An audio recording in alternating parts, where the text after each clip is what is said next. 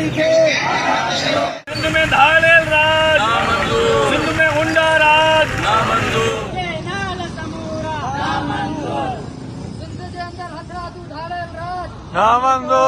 शिकारी बिचारानी मथा रियासत जी ऑपरेशन कौमी कारकुनन मथा रियासत जी ऑपरेशन।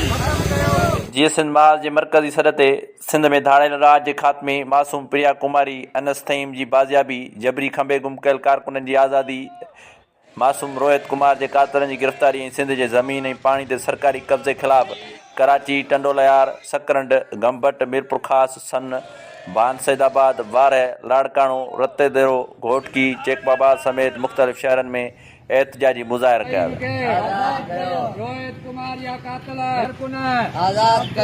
उन मौक़े ते जीअं सिंध महाल जे चेयरमैन रियाज़ अली चांडियो ऐं कारकुननि ॻाल्हाईंदे चयो त सिंध में हिकु मुनज़्ज़म साज़िश तहत सरकार हथ सां धाड़ेल राज आम कयो आहे। सरकारी सरपरस्ती में माण्हुनि खे अगवा करे कानून लागू कंदड़ इदारनि ते अरबें रुपया बजट ख़र्च करण बावजूदि सिंध में अमन अमान ख़तरे में आहे। सिंध जे मासूम नियाणी प्रिया कुमारी 5 सालनि खां वठी अगवा थियल आहे। उनखे बाज़ियाब नाहे करायो वियो। मासूम रोहित कुमार खे बेदर्दी सां क़तल कयो वियो।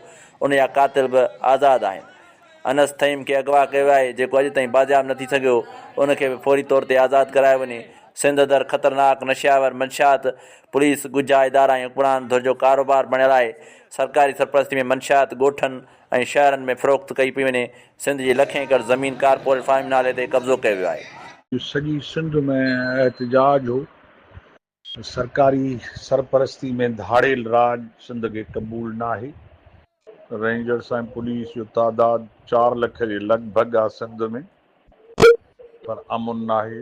रोड, रस्ता, शहर, ॻोठ, हर जाइ ते धाड़ेल मनशात फरोशी पुलिस जी सरबराही ऐं सरपरस्ती में हले थी। हुकूमत जो मुकमिल आशीर्वाद आहे। सिंध वसीलनि, कोयले, दरिया, तेल, गैस, समुंड ऐं सॼे सारे हिन फेडरेशन में को ख़ुशहाल तरीन वतन आहे।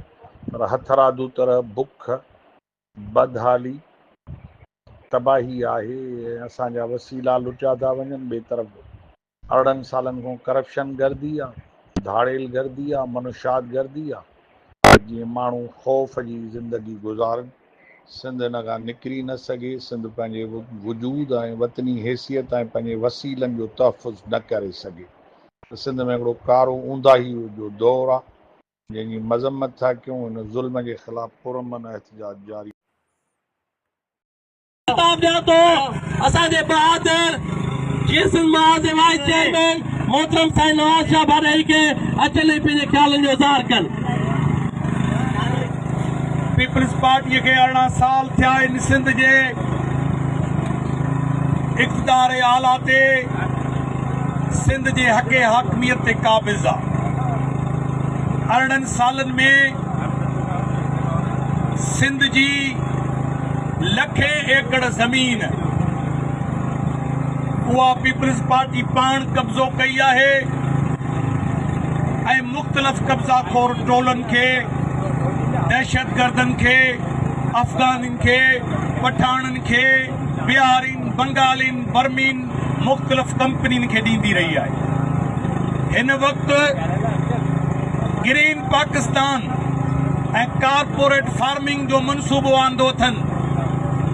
उन मनसूबे जी आड़ में सिंध जी लखें एकड़ ज़मीन उहा फ़ौजी इदारनि खे बख़्शिश जे तौर ते ॾियनि पिया।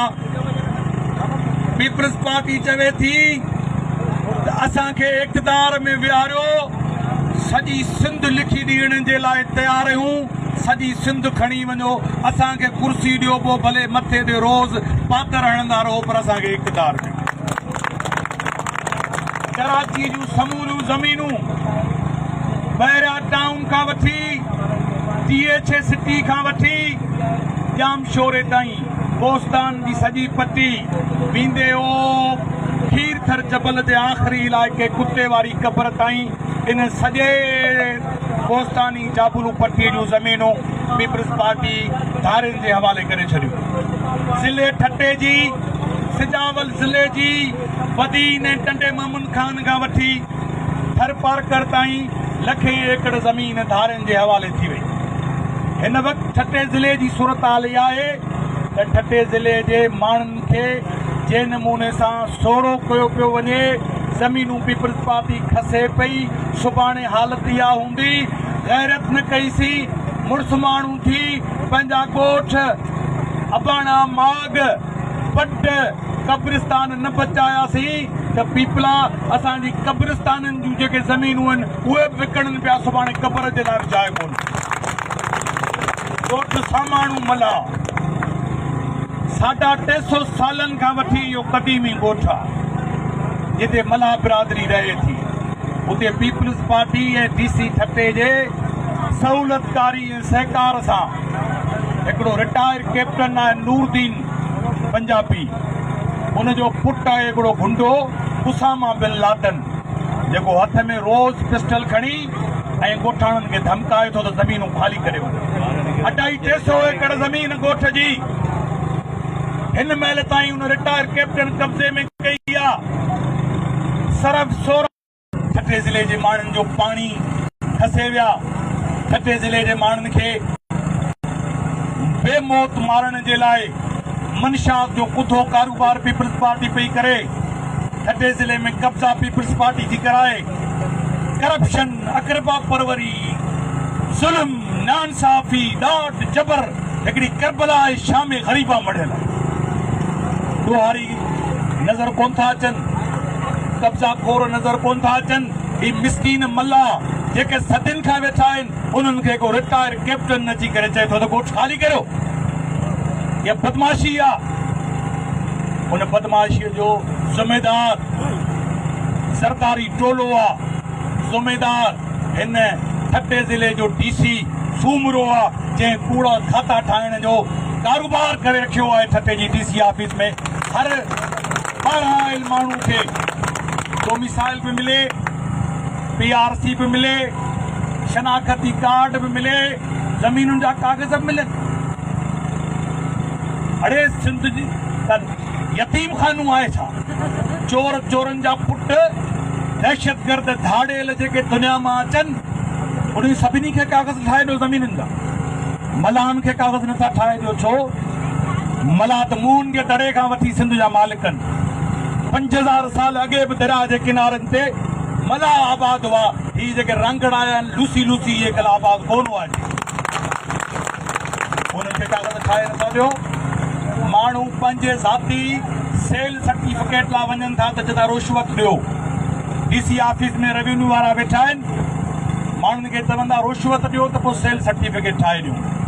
पर पठान पंजाबी गिलगती अचनि था, उन्हनि खे कागज़ ठाहे था ॾियनि। ज़िम्मेदार केरु आहे? पीपल्स पार्टी आहे। ज़िम्मेदार पीपल्स पार्टी जा हितां चूंडल नुमाइंदा आहिनि, जिन खुली छूट ॾेई छॾी आहे त कूड़ा खाता ठाहे माण्हुनि खे ॾियो। इन जे करे आऊं तव्हांखे चवां थो त हीअ एहतजाज काफ़ी नाहे। ईअं न सम्झो त हिकिड़ो भेरो रोड ते आयासीं त इहो ज़मीनुनि ते कब्ज़ो ख़तम थी वेंदो। ही जंग डिगी आहे। सॼी सिंध मक़तलगाह बणिया त कंदकोट कश्मीर समेत सॼी सिंध जे अंदरि हिकिड़ो क़त्लेआम शुरू कयो वियो आहे। असां चऊं था त सिंध जे अंदरि, हिन रियासत जे अंदरि त माण्हुनि जे जान माल ऐं तहफ़ुज़ जे लाइ हिन रियासत बजट केतिरी रखी आहे ऐं हिन स्टेट जे अंदरि माण्हुनि जे जान माल तहफ़ुज़ जी क़ीमत छा आहे। सॼी सिंध जे अंदरि कंदकोट, कश्मीर, कराची समेत लाड़, सॼी सिंध मक़तलगाह बणियल आहे। धाड़ेल कल्चर खे हथी ॾेई रियासत ऐं हितां जूं गवर्नमेंटूं, मक़ामी वॾेरा पंहिंजा मक़सद माणनि था।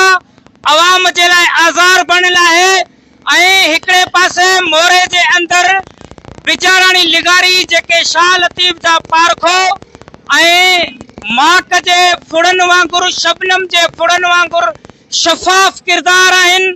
उन्हनि जे मथां गुज़िरियल महीने खां पुलिस गर्दी आहे, उन्हनि जी नाकाबंदी आहे ऐं ॿिए पासे कंदकोट ऐं कश्मीर में धाड़ेलनि खे हथी ॾेई उतां जे मक़ामी रोडनि ऐं इंडस हाईवे खे माण्हुनि जे लाइ मक़तलगाह बणाए ऐं उतां जे असुली रहाकुनि धरती धणियुनि हिंदुनि जे लाइ धरती ड्रामो कई वई आहे ऐं उन्हनि खे उतां लॾण ते मजबूर करे सिंध खे अक़लियत में तब्दील करण जी साज़िश कई पई वञे त ॿिए पासे सिंधियुनि जे वसीलनि जी लुटमार आहे ऐं सिंधियुनि खे पंहिंजे जियापे जो मेन जेको सबबु आहे सिंधू दरिया उन तां ध्यानु हटाइण जे लाइ सॼी सिंध जे अंदरि धाड़ेल गर्दी पुलिस गर्दी क़ाइमु कई वई आहे। जीअं सिंध महाज इन्हनि समूरनि अमलनि जे ख़िलाफ़ अॼु समूरी सिंध में पंहिंजी मरकज़ी काल ते मरकज़ी ऐलान ते असां सॼी सिंध में एहतजाज था कयूं ऐं इन एहतजाज खे सॼी सिंध जे अंदरि वसी कंदासीं। Chief justice of Sindh high court United Nation ऐं इंसानी हक़नि जे तंज़ीमुनि खे आवाज़ उथारणु खपे त जेका जज तइदाद में सिंध ऐं वफ़ाक़ जे नाले ते डिफेंस इदारनि ऐं अमन अमान जे नाले ते जेका बजट खाई थी वञे उन जा नतीजनि सिंधी माण्हुनि खे कहिड़ा नतीजा मिलिया आहिनि। को बि सिंधी माण्हुनि खे निचोड़ कोन्हे। भानसेदाबाद सीएम जो शहर आहे पर ख़ुदा जे फज़ल ऐं करम सां उहो ॾींहुं ख़ाली न आहे जंहिंमें 3 या 4 वारदातूं न थींदियूं हुजनि। हितां ज़ोरी ज़बरदस्ती सुरियनि सोनारनि ऐं माण्हुनि जे घरनि में घिड़ी करे चोरियूं ऐं फुरूं रोज़ जूं मामूल बणियल आहिनि पर SHO DSP ऐं SSP जामशोरो हथ मथे करे चए थो त हिते वॾेरनि जी मुदाख़लत आहे मुंहिंजे हथ में का बि न आहे। जॾहिं रियासती रिट बहाल न आहे त पोइ माण्हुनि जी बजट ऐं माण्हुनि जे जान माल ऐं तहफ़ुज़ जे लाइ जेको तव्हां अवामी टैक्सिस ओगाड़े माण्हुनि जो जीअण जंजाल कयो आहे त उहा बजट वञे काॾे थी। डिफेंस इदारा chief justice Sindh high court ऐं ॿिया इदारा इन जा जवाबदार आहिनि जेके सो मोटो नोटिस वठण लाइ तयार न आहिनि त सिंध जा माण्हू कहिड़े तरीक़े सां बेयारो मददगार बणाया विया आहिनि ऐं सिंध जे अंदरि जेका कब्रिस्तान बणियल सिंध असेंबली आहे जिन में फारम हथरादू 47 ज़रिए जेके नाम निहाद वॾेरा ऐं पीर चूंडे मोकिलिया विया आहिनि जेके ज़िंदा लाश बणियल आहिनि उन्हनि खे लंजार जे हाउस जो त ॾुख थिए थो पर जेके वाट वेंदे कंध कोट कश्मीर सॼी सिंध जे अंदरि माण्हू क़तल थियनि था बेगुनाह फुर वारदातुनि में उन्हनि जो उन्हनि खे को ॾुख ऐं उल्को कोन्हे। असां चऊं था त हीअ असेंबली माण्हुनि जे आज़ार ऐं अवाम जी बजट खाइण ऐं पैसनि खाइण जो हिकिड़ो ज़रियो आहे। सिंध जा माण्हू पंहिंजो केस पंहिंजे तरीक़े सां सैयद जे पैरोकारनि ज़रिए हिननि रोडनि ते पेश कनि। यूनाइटेड नेशन अक़वाम मुतहदा ऐं सभिनी इदारनि ॾांहुं पंहिंजो आवाज़ पेश कनि जीअं संदनि सां इंसाफ़ थी सघे। दरिया बचाइण ऐं केनालनि ख़िलाफ़ एहतजाज करण जे ॾोह में क़ौमी कारकुननि खे खंबे गुम कयो थो वञे इहो इंसानी हक़नि जी खुलियल भनकड़ी आहे। असीं मुतालबो कयूं था समूरनि खंबे गुम करण खे फौरी तौर ते आज़ादु कयो वञे।